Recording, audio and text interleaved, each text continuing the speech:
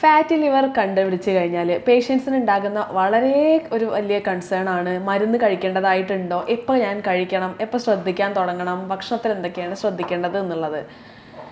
വളരെ സിമ്പിളായിട്ടുള്ള ഈ ബ്ലഡ് ടെസ്റ്റ് ചെയ്ത് കഴിഞ്ഞാൽ തന്നെ നമുക്കത് മെഡിസിൻ എടുക്കണോ എടുക്കണ്ടയോ എന്നുള്ളത് മനസ്സിലാക്കാൻ പറ്റും. നമസ്കാരം, ഞാൻ doctor Shreya S Madhavan, senior consultant, doctor Basil's homoeo hospital, Pandikkad, Malappuram ജില്ല.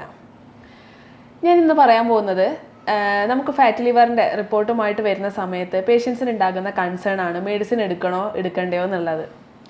നമ്മൾ ആദ്യം മനസ്സിലാക്കേണ്ടത് എന്താണെന്ന് വെച്ച് കഴിഞ്ഞാൽ, ഒരു ഗ്രേഡ് 1 ഗ്രേഡ് 2 ഒക്കെ കണ്ടു കഴിഞ്ഞാൽ നമ്മളൊന്ന് ബ്ലഡ് ടെസ്റ്റ് ചെയ്യുക എന്നുള്ളതാണ് അതിൽ ഒന്നാമതായിട്ട് ചെയ്യേണ്ടത്.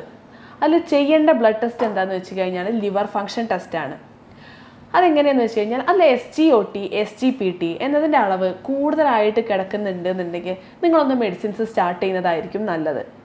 എന്തുകൊണ്ടാണെന്നുള്ളതല്ലേ, നമ്മുടെ ലിവർ ഫങ്ഷൻസിന് ഡാമേജ് വരാൻ പോകുന്നു എന്നുള്ളതിൻ്റെ ഒരു കൺസേൺ ആയിട്ടാണ് ഈ SGOT SGPT പലപ്പോഴും കൂടിക്കിടക്കാറുള്ളത്. എന്നാൽ ചിലർ ഈ fatty liver grade 1 grade 2 even grade 3 ആയിരുന്നാൽ പോലും പലപ്പോഴും അവരുടെ ലിവർ ഫങ്ഷൻ ടെസ്റ്റ് എടുത്ത് നോക്കുന്ന സമയത്ത് ഇതെല്ലാം നോർമലായിരിക്കും. അത്തരം ആളുകൾക്ക് നമുക്ക് മരുന്നുകളില്ലാതെ തന്നെ അവരൊന്ന് കഠിനമായിട്ട് ഡയറ്റും കാര്യങ്ങളും എക്സസൈസും ചെയ്ത് കഴിഞ്ഞാൽ തന്നെ നമുക്ക് ഫാറ്റി ലിവറിനെ റിവേഴ്സ് ചെയ്ത് കൊണ്ടുവരാൻ പറ്റും. എന്നാൽ ഈ SGOT SGPT ലിവർ ഫങ്ഷൻ ടെസ്റ്റുകൾ ഒന്ന് കയറി നിൽക്കുന്നുണ്ടെങ്കിൽ പലപ്പോഴും നമ്മുടെ ലിവർ സെല്ലുകൾക്ക് അതൊരു ഡാമേജ് ഉണ്ടാവുന്നതിൻ്റെ ഭാഗമായിട്ട് ഇത് കയറി നിൽക്കും. അപ്പോൾ നമ്മളൊന്ന് മെഡിസിൻ എടുക്കുന്നതായിരിക്കും ഏറ്റവും ഉചിതമായിട്ടുള്ള കാര്യം. ഇനി എപ്പോഴാണ് ഇതൊരു ഡിസീസ് എന്നുള്ള കണ്ടീഷനിലേക്ക് മാറുന്നത് എന്നുള്ളതും കൂടെ നോക്കാം. ഈ വെറും കൊഴുപ്പടിഞ്ഞിരിക്കുന്ന കണ്ടീഷനാണ് നമ്മൾ ഫാറ്റി ലിവർ എന്ന് പറയുന്നത്. സ്കാനിങ് റിപ്പോർട്ടിൽ നമുക്ക് ഗ്രേഡ് 1 ഗ്രേഡ് 2 എന്നുള്ളത് കാണും. അത് കണ്ടു കഴിഞ്ഞാൽ തന്നെ നമുക്കത് ഫാറ്റി ലിവർ എന്നുള്ളത് മാത്രമാണെന്നുള്ളത് മനസ്സിലാക്കാം.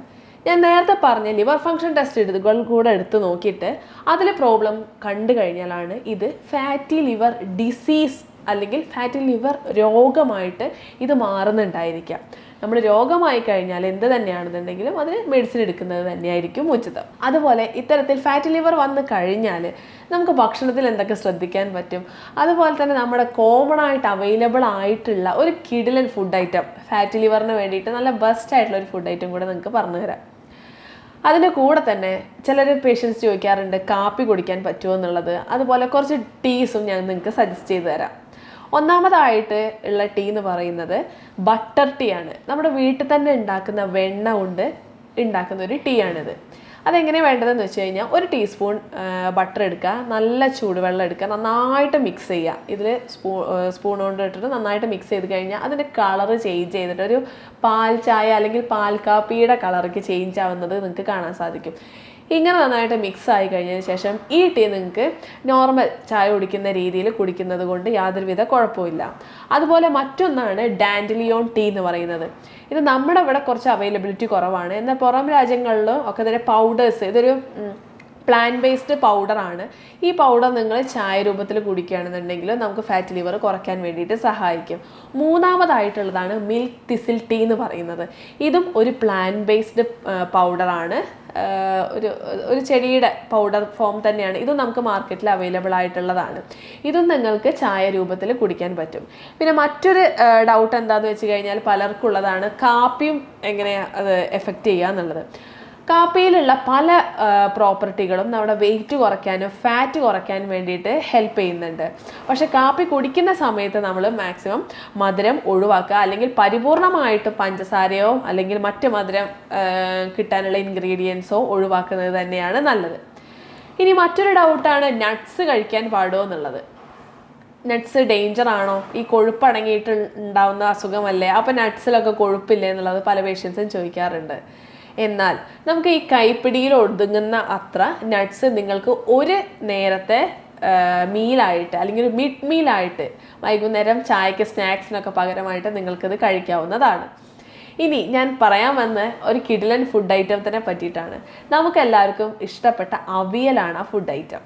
ഫാറ്റ് ലിവർ കുറയ്ക്കാൻ വേണ്ടിയിട്ട് നമുക്ക് ഒരു നേരത്തെ മീലായിട്ട് അല്ലെങ്കിൽ ഉച്ചഭക്ഷണമോ അല്ലെങ്കിൽ വൈകുന്നേരത്തെ ഭക്ഷണമൊക്കെ ആയിട്ട് നിങ്ങൾക്ക് അവിയൽ കഴിക്കാൻ പറ്റും.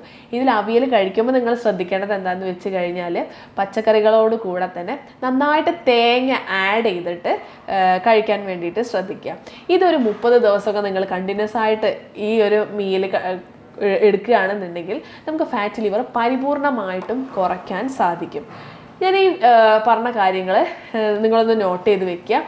അതുപോലെ തന്നെ ഞാൻ ഈ പറഞ്ഞ ഭക്ഷണങ്ങളും ടീകളും നിങ്ങൾ കൊഴുപ്പടങ്ങിയിട്ടുള്ള ഭക്ഷണങ്ങളെല്ലാം ഒഴിവാക്കുകയും കൂടെ ചെയ്യുകയാണെന്നുണ്ടെങ്കിൽ നമുക്കൊരു 30 ദിവസം കൊണ്ട് തന്നെ ഫാറ്റ് ലിവറിനെ റിവേഴ്സ് ചെയ്ത് കൊണ്ടുവരാൻ സാധിക്കുന്നതാണ്. പലർക്കുള്ള ഡൗട്ടാണിത്, റിവേഴ്സ് ചെയ്യാൻ പറ്റുമോ, എത്രത്തോളം ഞാൻ ഡയറ്റ് എടുക്കേണ്ടി വരും, എത്ര കാലം ഞാൻ വെയിറ്റ് ചെയ്യണം, മെഡിസിൻ എടുക്കണോ എന്നുള്ളതൊക്കെ. ആരും പേടിക്കേണ്ട ആവശ്യമൊന്നുമില്ല.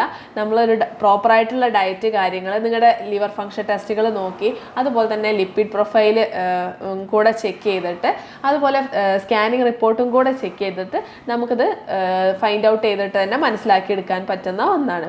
അപ്പോൾ നിങ്ങൾ എന്ത് ചെയ്യുകയാണെന്നുണ്ടെങ്കിലോ അറ്റ്ലീസ്റ്റ് ഒരു ഡോക്ടറുടെ അപ്പോയിൻമെൻറ്റ് അല്ലെങ്കിൽ കൺസൾട്ടേഷനോട് കൂടെ അല്ലെങ്കിൽ അദ്ദേഹത്തിൻ്റെ അണ്ടറിൽ ചെയ്യുന്നതായിരിക്കും ഏറ്റവും അനുയോജ്യമായിട്ടുള്ള കാര്യം.